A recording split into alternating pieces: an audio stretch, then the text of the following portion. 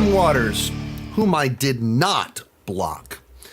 Will Deadpool 3 save the MCU? I feel like they've had more problems beyond not good movies.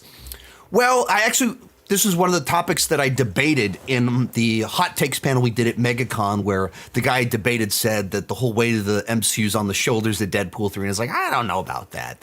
They've always had, ups and downs with these studios. So my perspective, I don't think one movie can save the MCU. And I don't think the weight of the entire MCU rests on the shoulders of any one film. Even to the specific question, can Deadpool 3 save the MCU? I think the question, I think, puts too much weight on the individual things rather than the overarching. So let's go back to last May. I think Guardians of the Galaxy Volume 3 is a top 10 MCU film. I discovered at Zach Pope's wedding this past weekend that FilmSpeak, Griffin Schiller, Guardians of the Galaxy Volume 3 is his number one MCU film, which a bunch of us were quite surprised by. That means, like last year, they put out a top-tier MCU film. Also last year was the year that I was like most negative towards the MCU, most concerned about the MCU. So then the fact that they put out one movie that I thought was great certainly didn't fix the universe for me, fix my frustrations. And I would say probably equally, that's my feelings on Deadpool 3, where both Guardians of the Galaxy Volume 3 and Deadpool 3 kind of feel like they're in Marvel Studios. Of course, they're part of the MCU, but they're kind of different. Like, one is just closing out the Guardians of the Galaxy, and it's literally a script that James Gunn wrote 5 years ago. And in the case of Deadpool 3, it's the third film in a trilogy from an entirely different continuity. That is this fourth wall breaking thing that's poking fun at the MCU. I don't know how much they would want to actually make an R-rated film a pivotal piece of the MCU. The MCU, the reason it was acquired by Disney is that they felt it could fit into their family brand, that we could have this action comic book thing that would sell a lot of action figures, but fits nicely under the Disney umbrella. Deadpool 3, Deadpool does not fit under the Disney umbrella very well. So they wanted to make a ton of money, but I don't think you can make it mandatory viewing if you want. Like we're talking about having homework people have to do. There's people that don't watch rated R movies. There's a lot of kids that don't watch rated R movies that watch other MCU films. So you can't be like, we're going to kill off Kang. We're going to destroy the TVA. We're going to change this. We're going to do all this important stuff in the R-rated movie. So I think what it can do is you have a year where the MCU steps back. We're not going to put out 3 movies and 5 TV shows this year.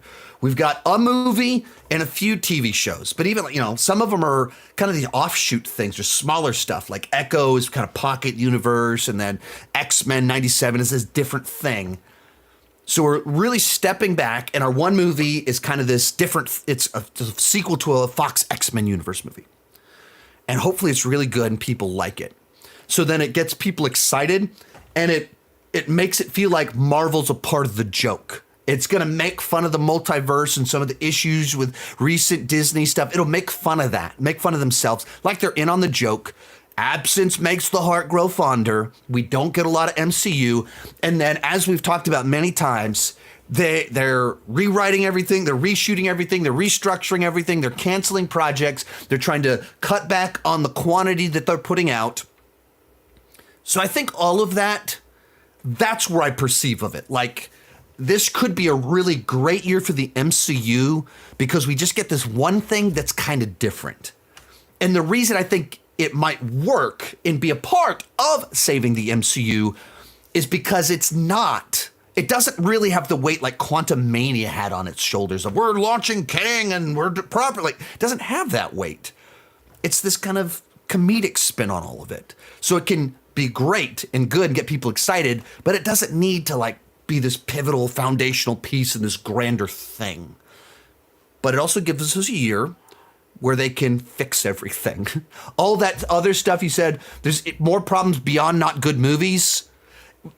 But it's those bigger problems that are trickling down to all this other stuff that maybe between the strikes and then this year, it gives them the breathing room to evaluate, adjust, take people out of certain positions, put people in certain positions, and right the ship. I have my concerns, but also I have my optimism. So, I think there's the potential in here to right the ship, but it's not. If Deadpool 3 is great, the MCU is saved. The MCU, or Deadpool 3 could be fantastic, and all of their multiverse Kang crap could still be a disaster. Or Deadpool 3 could be terrible. But they fix all their stuff because of the delays, the reshoots, the restructures. So I don't really put the weight of the MCU on Deadpool's shoulders. I think there's a window here that something cool could happen that does give it the revitalization that it needs. And Deadpool could be an important piece in that. Most of these clips are pulled from my Patreon live streams. I do about 6 live streams every single month. For $2 per month, $20 per year, you can get access to all the exclusive videos and live streams. For $5 per month, you get your name on my end card. At the top tier, you get a 30-minute video chat with me each month. The link down below in the description has more information.